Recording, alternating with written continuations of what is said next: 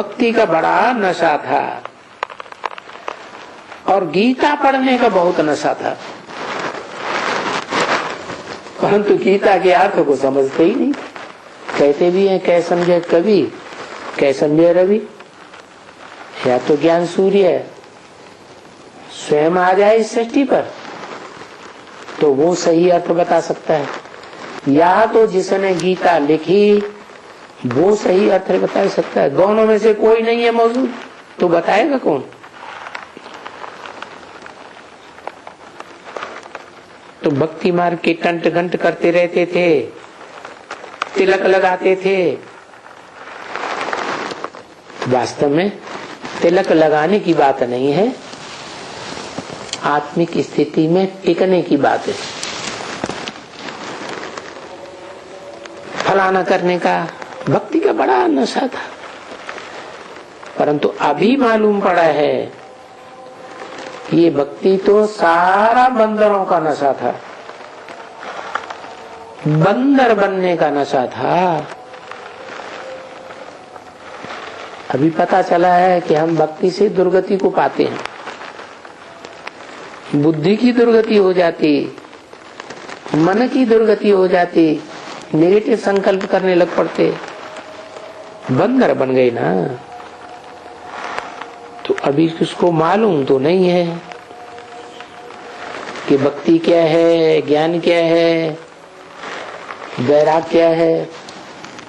असली बात तो ये है कि ज्ञान एक से आता है, एक भगवान ऊंचते ऊंच से ज्ञान आता है। वो ज्ञान मिलता है जिनको, तो उनको भक्ति के आडंबरों से वैराग आ जाता है, कर्म कांडों से वैराग आ जाता है। ये अंधश्रद्धा के कर्म कांड है ना, भक्ति में लिख दिए है भक्ति से भगवान मिलेगा। भक्ति पूरी होगी तो भगवान मिलेगा। तो भी खुश होकर के भक्ति ही करते रहते हैं कि जल्दी जल्दी हमारी भक्ति पूरी हो। भक्ति माने भागना, भाग करके कहीं जाने का तो लक्ष्य होता ही है। तो भागदौड़ पूरी हो तो पहुंचे। तो भक्ति पूरी होती है तो भगवान तक पहुंचते हैं। तो भक्ति तो करते ही रहते हैं, ये नहीं समझते हैं कि भक्ति से दुर्गति होती है।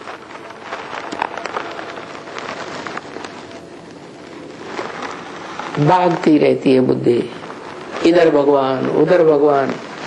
मंदिर में जाओ, फिर किसी जन्म में गिरजाघर में जाओ, फिर किसी जन्म में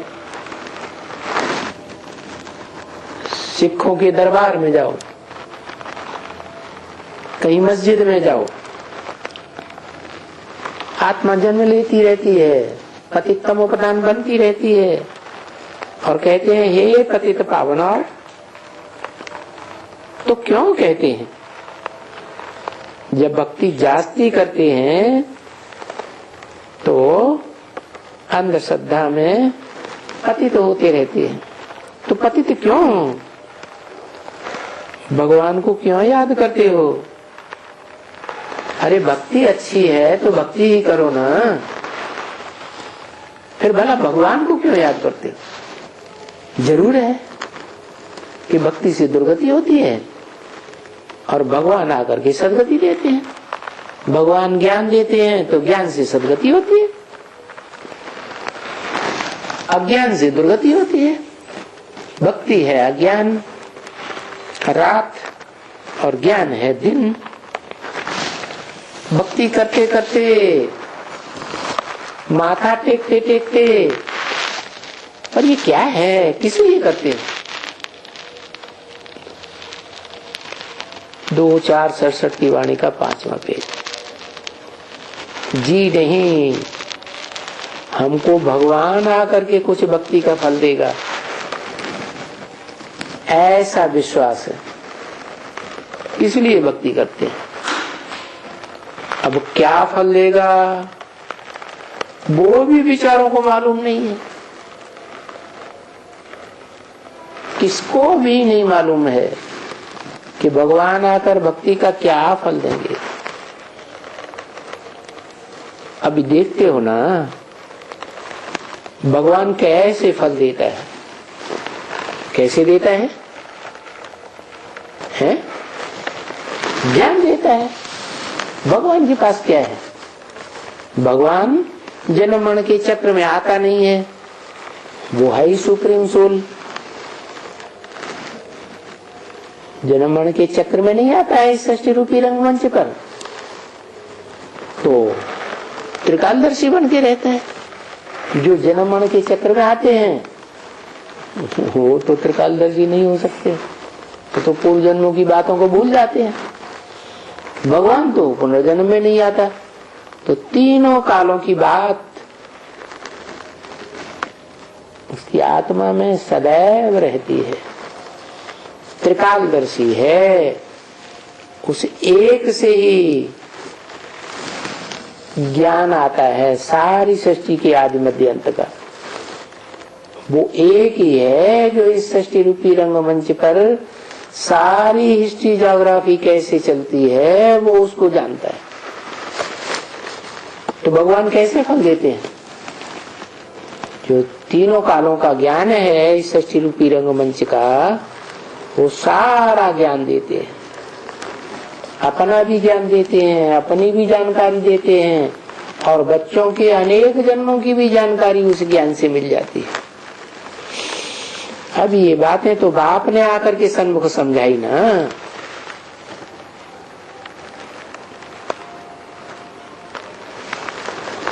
कौन से बाप ने?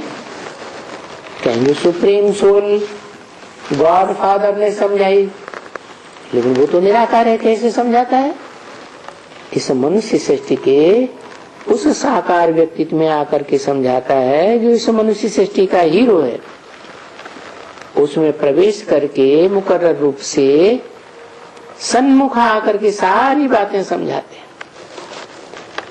अभी देखो गीता कितनी छोटी है, क्या बात है।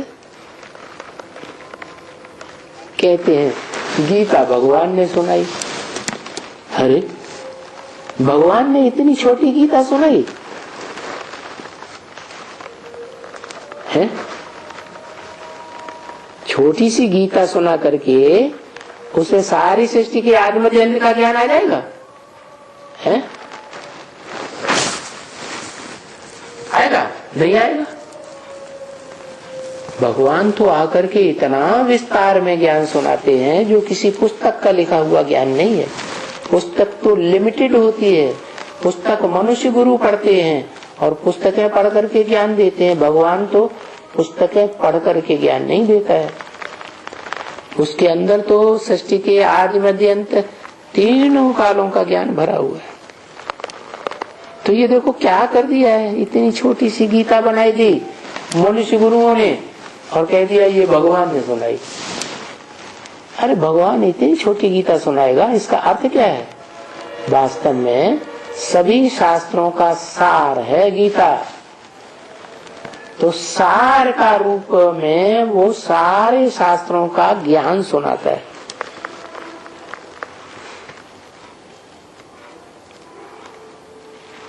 भागवत में तो चर्याई लिखी पड़ी है, सब कुछ चर्याई, इसको भगाया उसको भगाया। अरे भगवान किसी को हाथ पकड़ करके भगाता है क्या है? ये तो मन बुद्धि में ज्ञान बैठता है तो भागते हैं। सब कुछ चर्याई की बातें, पागलपन की बातें हैं। बाकी गीता में क्या लिखा है पढ़ा है एकदम। ये गीता वालों ने कितना नुकसान कर दिया, जो बैठ करके गीता की व्याख्या करते हैं। गीता संस्कृत में लिख मारी,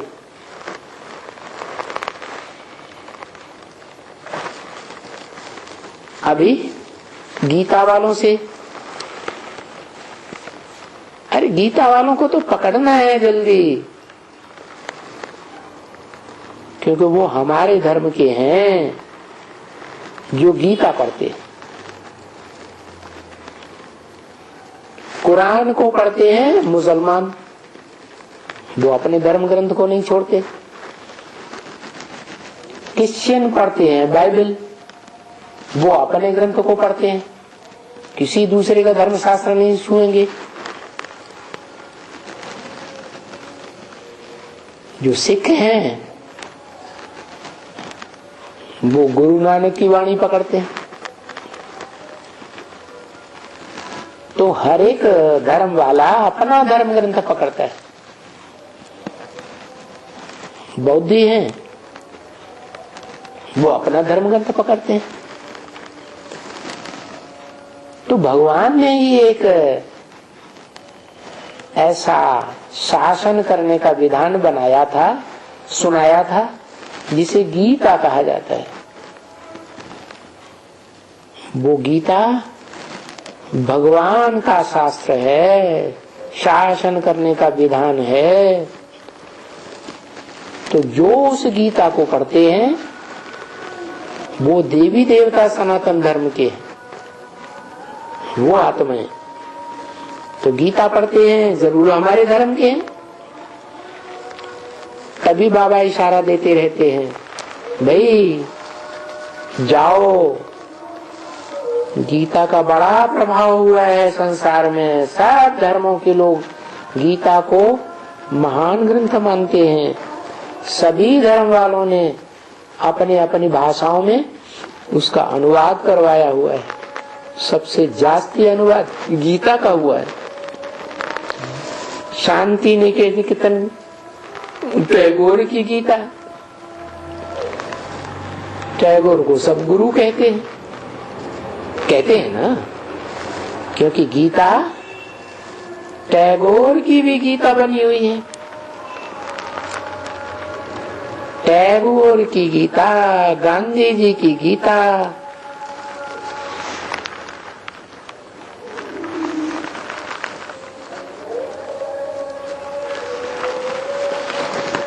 जो घर से उठते हैं ना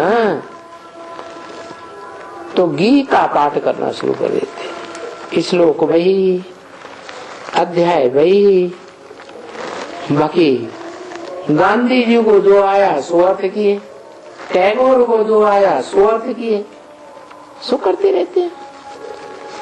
जिसने जो समझाया उनके फॉलोअर्स निकल पड़े।